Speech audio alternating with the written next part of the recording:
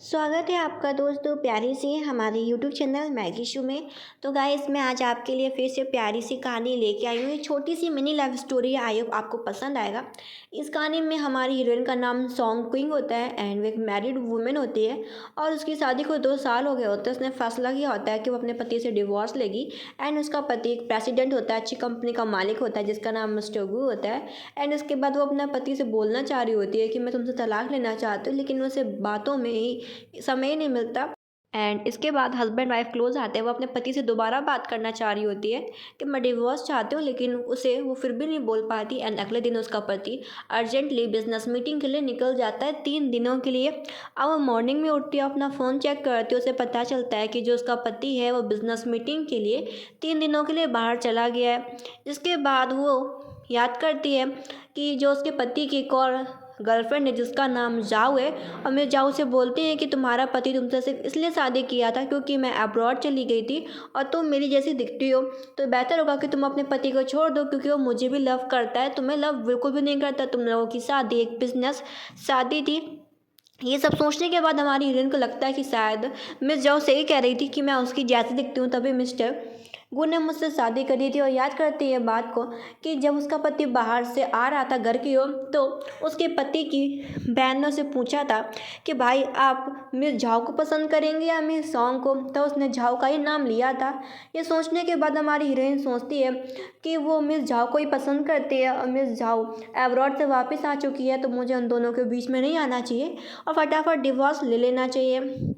इधर उसे पता चलता है कि उसका पति नीलामी में गया है कुछ सामान खरीदने के लिए। वो उसी पार्टी में जाते तो देखती है कि जो उसकी पति की गाड़ी है उसमें मिस जाओ बैठी हुई है। ये देखने के बाद उसे बुरा लगता है और वो उस पार्टी में जाती भी नहीं है, वापस घर आ जाती है। इधर मिस जाओ थैंक यू बोलती है मिस्टर गू को कि आपने मुझे लिफ्ट दी और हम दोनों चलो पार्टी में चलते हैं, ओकेजन पार्टी में, मेरा भी बर्थडे, मुझे भी कुछ सामान वगैरह बाय करना है। वो कहता है ठीक है, लेकिन ज़्यादा ध्यान नहीं देता मिस जाओ पे। इधर मिस जाओ का सोचना ये होता है कि जितना हो सके उतना जल्दी मैं डिवोर्स करवा दूँ मिस्टर गू का मिस सॉन्ग के साथ। इधर मिस्टर गू ने अपनी वाइफ के लिए एक सेट खरीदा होता है बर्तनों का, क्योंकि उसकी वाइफ को ऐसे डिज़ाइन के सेट पसंद होते हैं। इधर मिस जाओ भी बाहर आ जाते हैं एंड वो मिस्टर गू से बोलते हैं कि मुझे एक फ़ोटो खींचना, क्योंकि मेरे फादर ने कहा था कि मैं अपने बर्थडे पे अपने लिए खुद का नेकलेस खरीद लूँ, तो तुम मुझे पहना दो, मैं एक फ़ोटो खींच लेती हूँ। एंड वैसे बीच में वो फ़ोटो खींच के हमारी हीरोइन के पास सेंड कर देती है।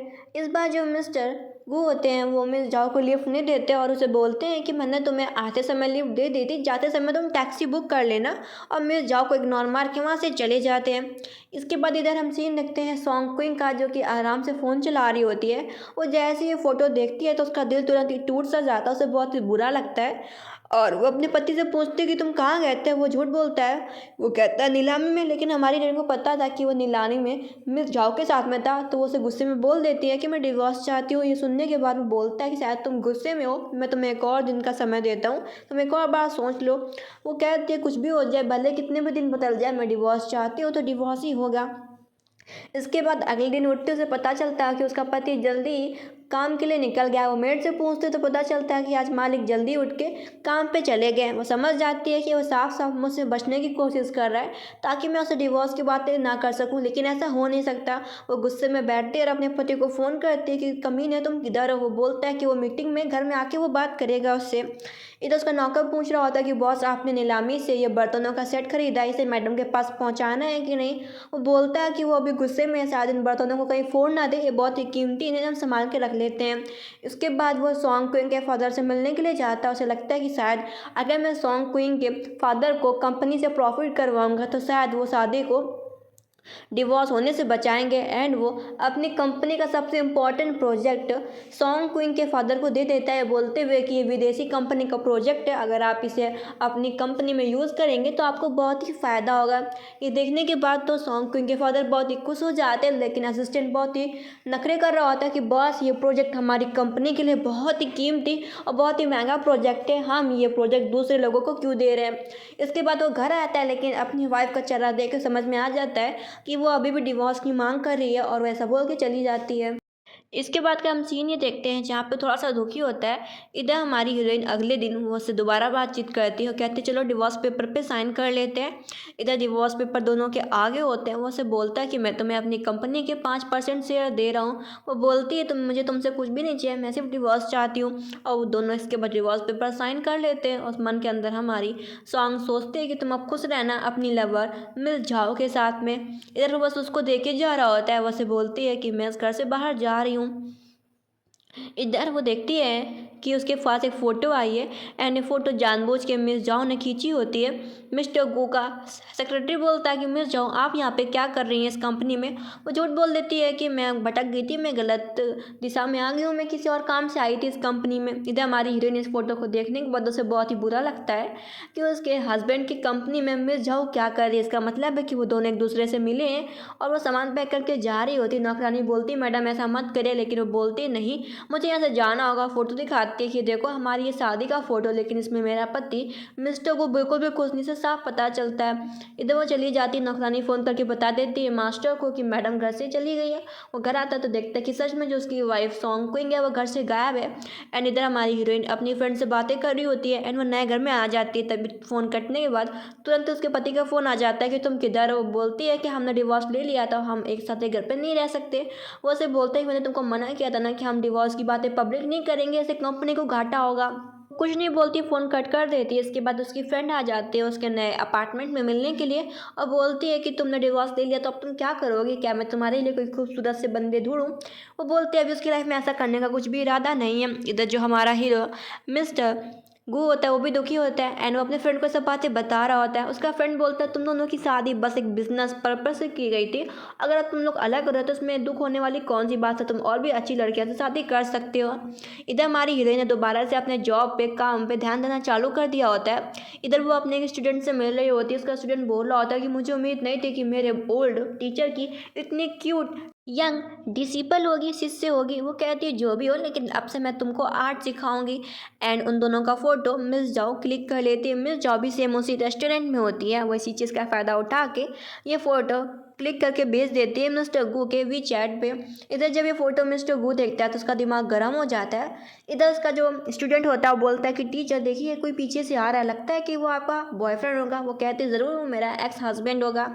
इधर वो बोलता है आके कि तुमने इस लड़के के लिए मुझे डिवोर्स दिया ना, इसमें ऐसा कौन सी खास बात है। वो पहले तो क्लियर करती है कि ये लड़का कुछ मेरा लगता नहीं है, ये मेरा स्टूडेंट है और मैं इसे आर्ट वगैरह सिखाने वाली हूँ, तुम्हें इस तरीके से बात नहीं करनी चाहिए। और हम लोगों का डिवोर्स हो गया, मैं किसके साथ कहाँ जा रही हूँ कहाँ घूम रही हूँ इससे तुम्हारा क्या लेना देना है। वो बोलता कि कम से कम मेरी नहीं तो कंपनी के बारे में तो सोचो, कंपनी को इससे बहुत सारा घाटा होगा अगर ऐसा फोटो नेट पे फैल जाएंगी। इसके बाद तुरंत ही सॉन्ग की तबीयत खराब होने लगती है तो वो उसे हॉस्पिटल लेके आता है। लेकिन हमारी हीरोइन बोलती है कि मैं हॉस्पिटल तक पहुंच गई हूँ, अब तुम कंपनी वापस जाओ, मैं खुद से चेकअप करा लूँगी। और उसे वहाँ से जाने के लिए बोलती है। इधर हम सीन देखते हैं वो जाती है अपना चेकअप कराने के लिए। डॉक्टर से बताते हैं कि आप मॉम बनने वाली हैं और अब आप क्या सोच रही है। सुनने के बाद तो वो शॉक हो जाती है क्योंकि वो डिवोर्स चाहती थी अपने हस्बैंड से। अब वो बाहर आती तभी उसे पता चलता है कि जो उसका पति मिस्टर गु है वो हॉस्पिटल से गया ही नहीं। वो तुरंत ही उसकी रिपोर्ट के बारे में पूछता है कि तुम्हें क्या हुआ, सब कुछ ठीक है ना। वो झूठ बोलने लगती है लेकिन तुरंत ही उसकी रिपोर्ट देख लेता है जहाँ पे उसे पता चलता है कि वो भी फादर बनने वाला है। अब वो उसे बोलता है कि देखो अब डिवोर्स का तो प्लान बिल्कुल से हटा दो। और वो अपनी वाइफ मिस सॉन्किन को समझा रहा होता है कि हमें डिवोर्स नहीं लेना चाहिए, लेकिन वो मानने को तैयार नहीं होती।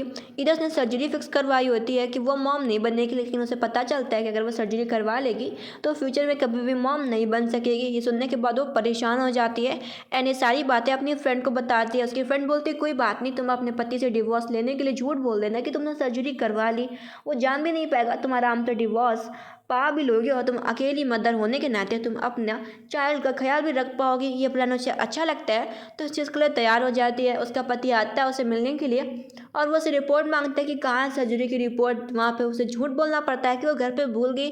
वो कहता है रुको मैं तुरंत ही असिस्टेंट को फ़ोन करता हूँ, वो हॉस्पिटल से रिपोर्ट तुरंत ही नहीं निकलवा के ले आएगा। तो उसे सच बताना पड़ता है कि उसने कोई भी सर्जरी नहीं करवाई, अगर वो सर्जरी करवाएगी तो कभी भी वो मॉम फ्यूचर में नहीं बन पाएगी। सुनने के बाद उसे समझाता है कि देखो हम लोगों को अच्छी तरीके से बातचीत करनी चाहिए और उसे कार में बैठने के लिए बोलता है। इसके बाद दोनों रेस्टोरेंट में बैठे होते हैं। उसे समझाता है कि देखो तुम डिवोर्स मत लो, मैं एज अ फादर मैं तुम्हारे चाइल्ड का केयर करूँगा। वो उसे बोलती है कि नहीं मुझे डिवोर्स चाहिए। तो वो बोलता है ठीक है, जब तक तुम मॉम चाइल्ड का बर्थ नहीं हो जाता तब तक मैं तुम्हें डिवोर्स नहीं दूंगा, तुम मेरे साथ मेरे घर पे रहो। तो इस चीज़ के लिए तैयार हो जाती है। इधर वो सोच रही होती है कि मुझे घर पे रख के सब क्या फ़ायदा होगा। इधर वो बोलती है एज अ एक्स वाइफ होने के नाते मैं तुम्हें घर का रेंट पे करूँगी, लेकिन तुम्हारा घर का रेंट बहुत ही महंगा होगा।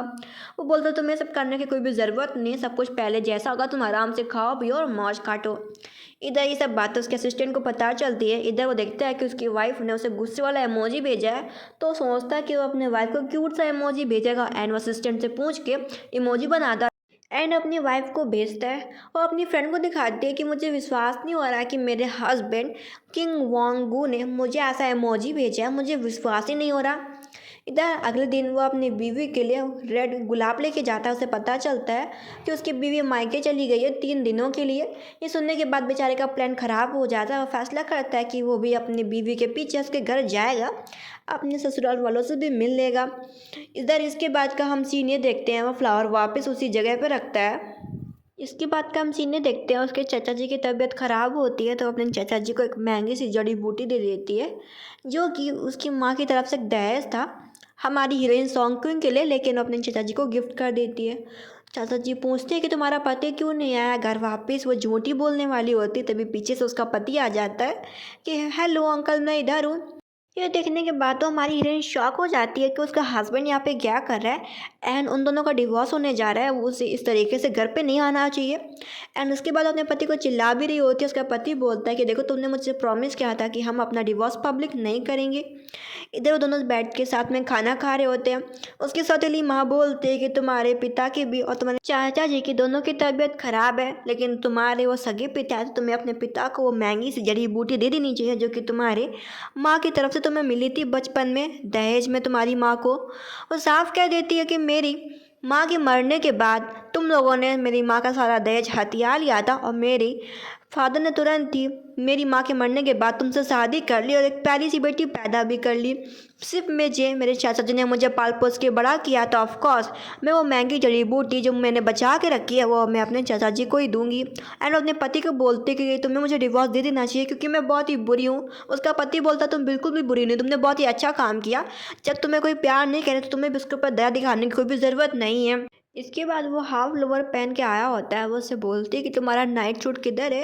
वो जवाब में बोलता है कि शायद मैं घर पे ही भूल आया। वो उसके ब्लैंकेट देते हैं कि इसको बीच में रख लो, बिल्कुल भी लाइन पार मत करना। इधर इसके बाद वो मॉर्निंग में उठती है तो जो उसकी सौतेली बहन होती है उसे परेशान कर रही होती है। ये देखने के बाद जो सॉन्ग क्वीन का पति किंग वांगू होता है वो अपनी वाइफ का साइड लेता है कि अगर तुमने मेरी मिसेस को परेशान किया तो मैं भूल जाऊँगा कि तुम इसकी बहन लगती हो। इसके बाद का सीन देखते हैं, उसे कंपनी से फ़ोन आ रहा होता है। वो उसे बोलते हैं कि तुम्हें कंपनी जाना चाहिए, लेकिन वो बोलता है कि मेरी बीवी इंपॉर्टेंट है ना कि कंपनी। उसे लगता है कि मुझे ऐसा क्यों लग रहा है कि मेरा हस्बैंड सिर्फ मुझे लव करता है, लेकिन मिस जाओ की बातों से लग रहा होता है कि वो मुझे बिल्कुल भी लाइक नहीं करता। इधर वो घर पे जाती तो उसकी सासू माँ उसे ताने मारते हैं कि तुम घर पे क्यों नहीं रहती हो, मैं कब से तुम्हारा इंतज़ार कर रही थी और ये एक शादी का इनविटेशन कार्ड है तो तुम्हें जाना होगा। वो बोलती है कि मैं नहीं जाऊंगी, मैं अपने पति को भेज दूंगी। लेकिन मॉम चिल्ला के जाती है कि वो कितना बिजी रहता है, बहू होने के नाते तुम्हें जाना चाहिए, लेकिन वो साफ मना कर देती है। इधर वो आराम कर रही होती है तभी उसे पता चलता कि मास्टर खाने पर इंतज़ार कर रहे हो उसका। तो नीचे जाती है, आराम से खाना खा रही होती है। उसका पति बोलता है कि एक फैमिली से कार्ड आया है तो तुम चलना। वो साफ मना कर देती है कि मेरा मन नहीं है। वो बोलते चलना होगा। वो कहती है मुझे 5 करोड़ रुपए चाहिए, तो उसे देने को तैयार हो जाता है। फिर वो एकदम से अच्छे से कपड़े पहनती है। वो उसे कवर करता है कि तुम प्रेग्नेंट हो, तुम्हें कहीं सर्दी जुकाम ना हो जाए, मैं मीटिंग करके आता हूँ, तुम आराम से अपना इस पार्टी को एंजॉय करो, मैं बिजनेस की बातें करके आ रहा हूँ लोगों से। इधर सोइंग क्वीन को 2 मिनट के लिए लगता है कि शायद उसका पति मिस जॉ को बिल्कुल भी लाइक नहीं करता, शायद वो कुछ ज़्यादा सोच रही है।